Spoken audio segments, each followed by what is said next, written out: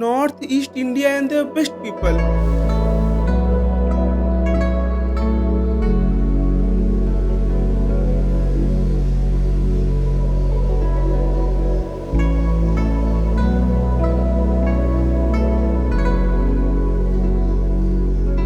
But when they come to North India, they face racism, they face discrimination. When I went to Delhi, I had an encounter where people, they would call me Chinese, Nepali. So Personally, don't want to visit Delhi anymore.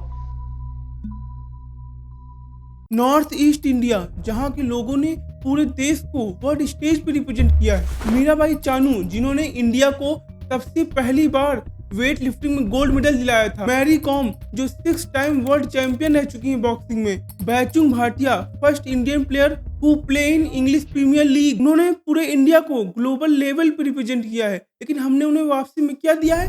सिर्फ racism और discrimination. क्यों?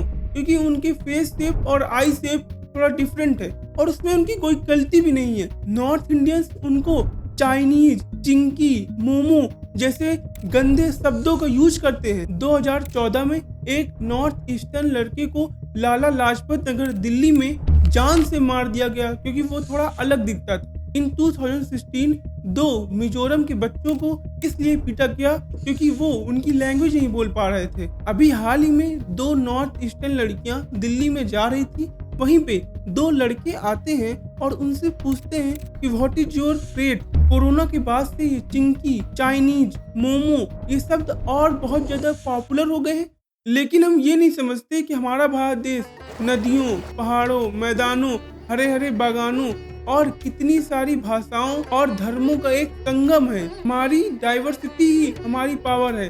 कहीं कहीं पर ठंडी ठंडी वादियां, कहीं कहीं पर अमेजिंग सी फूड, कहीं कहीं पर हरे भरे चाय के बगान, कहीं कहीं पर सुहाने सुहाने बीच। यही हमारी भारत देश की अखंडता, यही हमारे भारत देश की डाइवर्सिटी है। We all are proud sons and daughters of our mother India. In her eyes, we all are equal. Why we are discriminating with each other if in the eyes of her we all are equal? पर हम इस racism को खत्म करने के लिए क्या कर सकते हैं? हम बनने के 3 स्टेप है और इसका सबसे पहला स्टेप है जोक के नाम पे रेसिज्म करना बंद करो।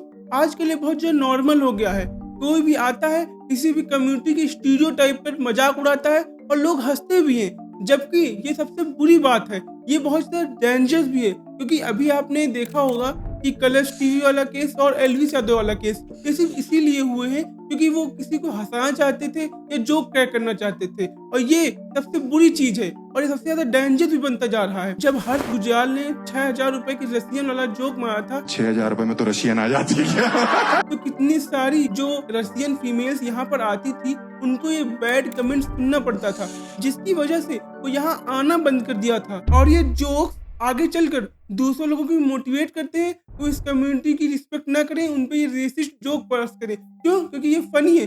What nonsense is this. Number 2 is stop exploiting the north east culture. बहुत सारे इन्फ्लुएंसर्स नॉर्थ ईस्ट के कल्चर को बहुत अच्छे से रिप्रेजेंट करते हैं और वहीं कुछ इन्फ्लुएंसर्स सिर्फ पैसों के लिए नॉर्थ ईस्टर्न कल्चर को इतना बुरी तरह एक्सप्लॉइट करते हैं, इतनी बुरी तरह डिपिक्ट करते हैं कि वो सिर्फ पैसे कमाना चाहते हैं। इसीलिए मेरी एक रिक्वेस्ट है सभी नॉर्थ ईस्टर्न भाइयों बहनों के लिए कि अगर आप अपना कल्चर का कंटेंट बना सकते हैं तो प्लीज बनाइए। हम नॉर्थ इंडियंस जो यहाँ रहते हैं वो भी आप कल्चर जानना चाहते हैं। Number 3, teach our childrens about our history. हम अपने बच्चों को फॉरेन के बारे में बहुत पढ़ाते हैं, फॉरेन की हिस्ट्री, लेकिन क्या हमने अपनी हिस्ट्री पढ़ाई है?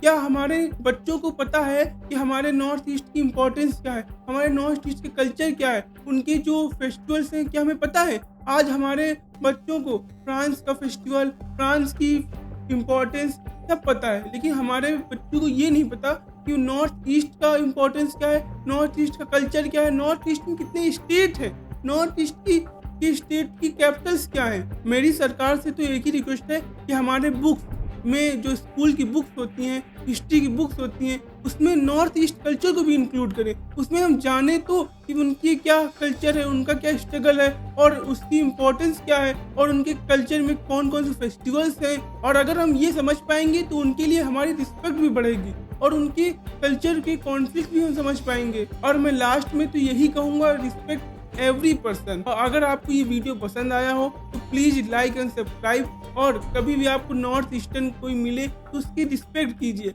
वो भी इंडिया से हैं। जितने आप इंडियन हैं वो भी उतने ही इंडियंस हैं। एंड जय हिंद।